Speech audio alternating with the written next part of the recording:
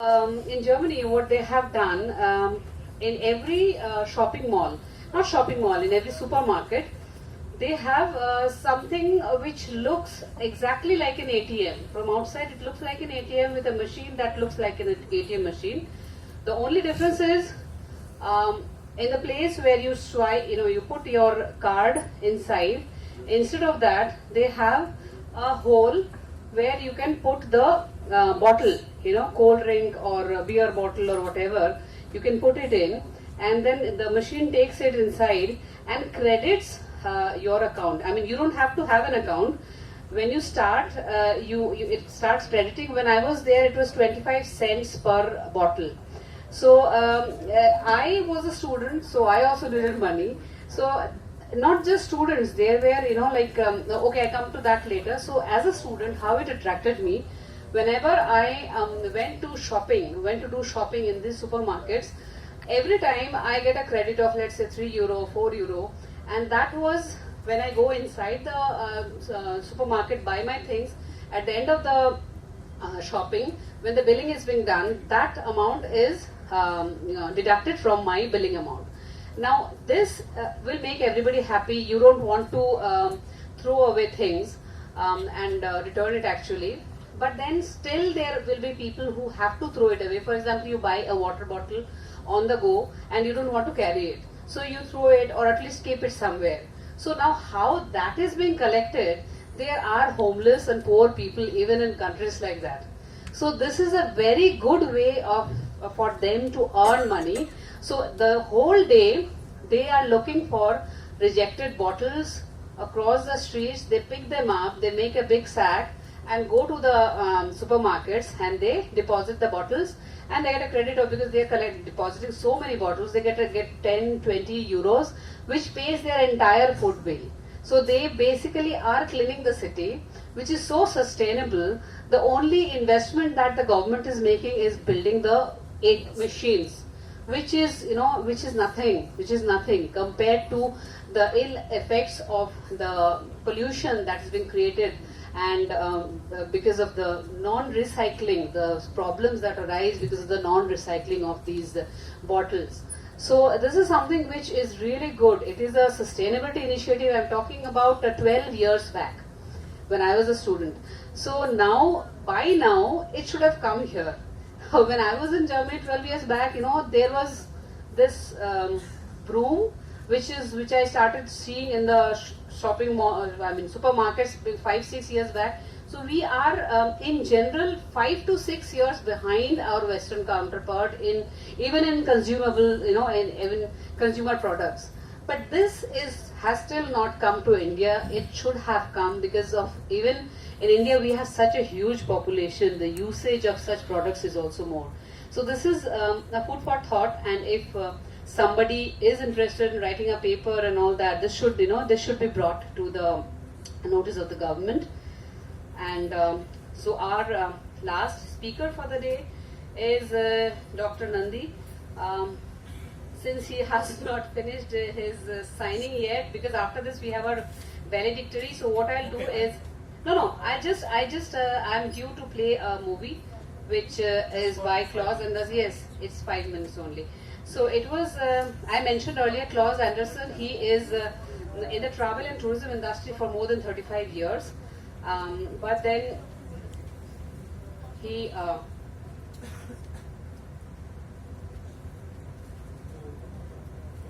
yeah, I got it. So he cycles. He carries a cycle. He has a cycle that can be folded. So he carries as a part of his luggage his cycle everywhere around the world. So whenever he is off duty, he cycles. So this is what he has to say for this conference. He's very close to us. He has written a number of articles, and he's a very good friend of mine. So he sent a message specifically for this conference, and which is. Thank you for letting me be part of the international conference of sustainable tourism, even if I'm not able to attend in person. And I'm very happy to address you. My name is Klaus Andersen. I'm from Denmark, and I worked the past 29 years in tourism, travel and tourism. I do that about half of the year, and the other half I take time off to go cycling around the world. I have so far cycled in more than 40 countries around the world and cycled well over 100,000 kilometers. So I've been a little bit around. And I would like to address bicycle tourism as a thing in the way of sustainable tourism. It can be combined very well with sustainable tourism. First of all, in the way that bicycle tourists tend to get out into more rural communities. They do get in between the big sites. They don't just go to Delhi and Agra. If they go to India, for instance, they also go and see the places that are in between. And that also channels some of the tourism money into communities that are normally not profiting from tourism, meaning that the money is not just going into the hands of big multinational companies, but also to the people who actually inhabit the area that is affected by tourism. This is also a way to prevent locals from being fed up with tourists. I can well understand if people, they can get tired of tourists if they only just see thousands of tourists coming every year, but they never ever profit themselves. So because of that, I would highly recommend that you try and develop bicycle tourism in India.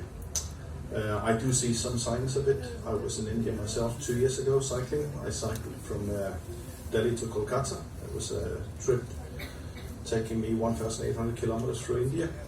I started cycling down from Delhi to Agra, and I noticed that they just built a new super highway for bicycles from Agra to Etawah. This is an excellent idea, and I hope this will be used a lot in the future. This bicycle trail should also be marketed towards international travel agencies, because this is exactly what a lot of Western travel agencies are looking for right now. The possibilities to combine visits to like one of the wonders of the world, like Taj Mahal is, but at the same time to do active lifestyle while engaging with local communities. This is something that it has enormous growth in Europe and North America at the moment. The world is becoming more health conscious, and people, they do take their healthy lifestyles and their exercise habits with them when they go on a holiday these days. They're not just interested in sitting by the pool anymore and having drinks. They do like to get out to hike, to bike, to run, and this way it's also possible to actually sell these trips. And I don't think we should forget that sustainable tourism is going to grow a lot more if it's profitable, and this is actually something that is quite profitable at the moment in the world of tourism, and there's a big growth potential in it. So I would say, from a business point of view, don't be scared from it, because this is something where you can actually make money as well. But just don't forget that people, they do like to engage with the rural communities, even if they're poor. People, they enjoy to see all walks of life of society. So don't worry that for instance, when I was cycling from Agra to Etawah, the locals, they were drying their cow dung on the bicycle path. But from a perspective of a Westerner, that's just fun. It's just an experience. So don't worry about that. I would highly recommend that you do these things in the future, like combining active tourism, where you get out in rural communities with a combination of seeing things like, for instance, like Taj Mahal or Jaipur or Kolkata for that matter. I think it's a city that has a lot more to offer than most people think. So I guess this was just my little message from Denmark here.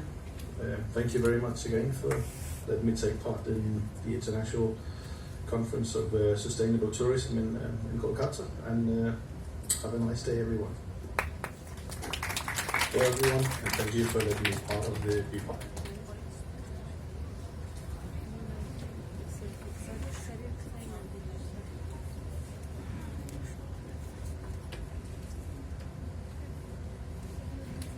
So I now request Dr. Nandi to say a few words from his line of studies and work and sum up today's conference.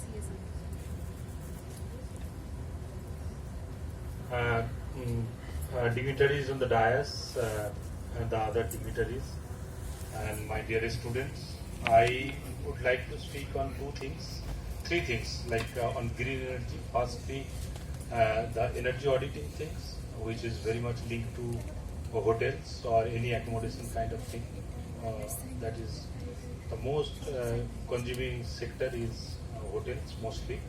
And the second one is the provision for renewable energy, and third is electric vehicle. So first two things are most important for this.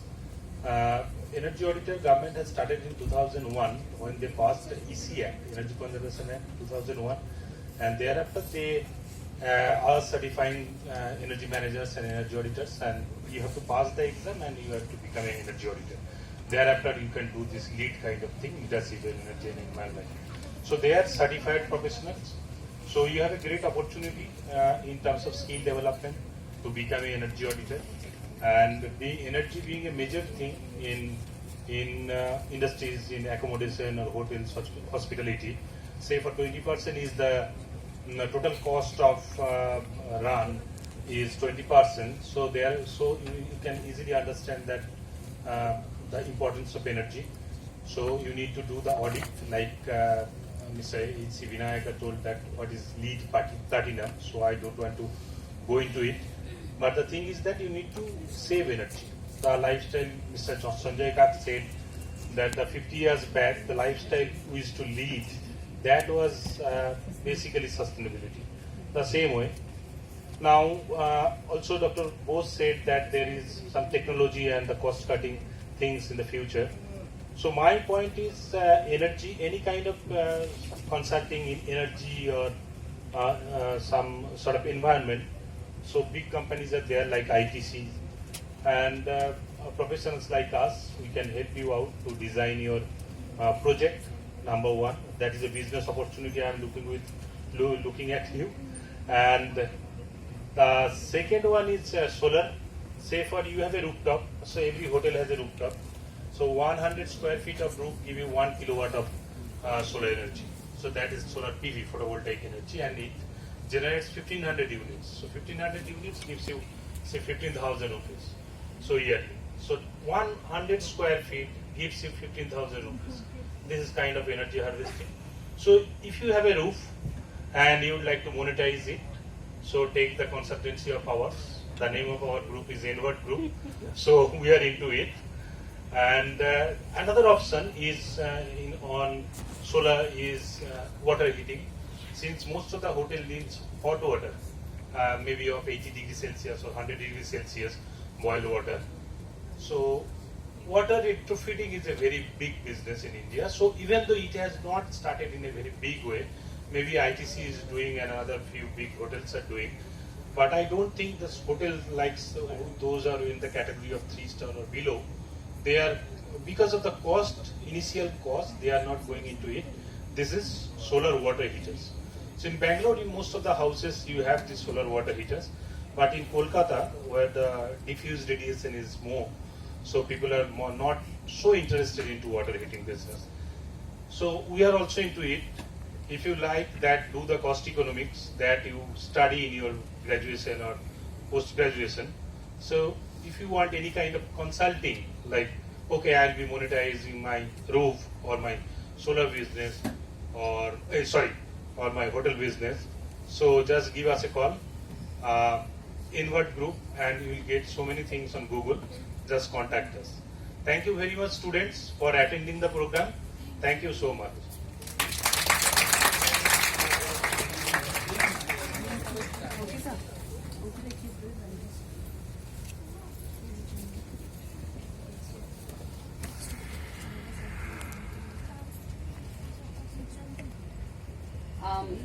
Thanks to the panelists here, and I would request the three of you to please go and be seated while I There are two more movies for me to play. One is by Valentina Miskovska from Macedonia, which is a very small one, and another one is an expedition, which is a very interesting one. Curiosity is the media partner of German Alpine Club of Mountaineers, which is mountaineers from Europe. And whenever they make any expedition into a virgin peak, we are their only media partner.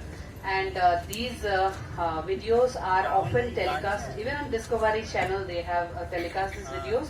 So this movie was made specially for this occasion, and this is about a recent conquest of a virgin peak in Nepal. It's called Mugu Range.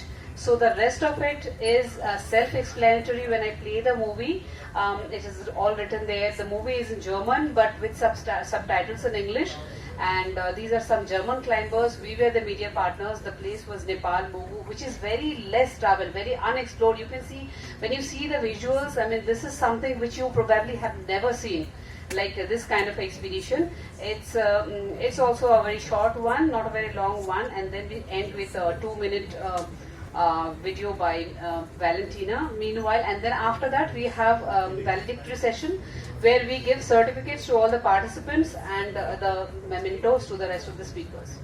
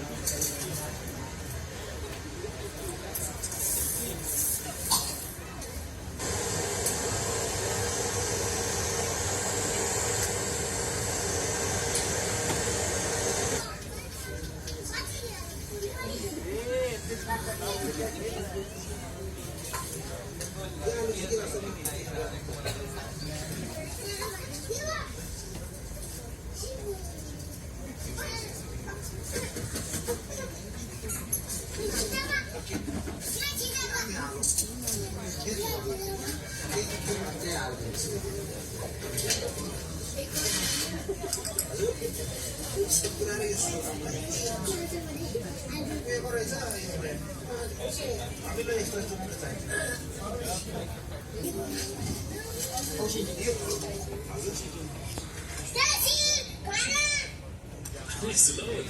Da müssen gucken. Gucken, wer noch alles kommt. What's your name? My name is Chris. What is your name? My name is Nabas. Come on. Nabrastaman. Nabrastaman. What am I start with? Nabras? Nabas Taman. Start with Taman. Sötaman. Kazan Taman. Kazan Taman. Kazantaman. Kazantaman. Nabras. Nabras. Taman. Sam Taman. Samtaman. Yes, Sam. Samtam. Ja, Samtaman. Du? Yes, Sam Taman. Nein, Kelly. Nein, Kelly. Sally?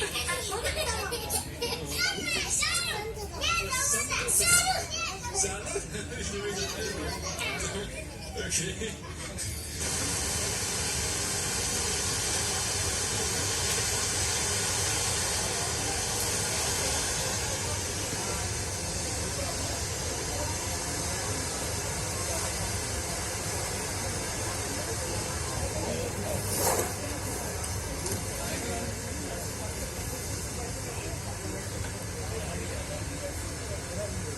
There was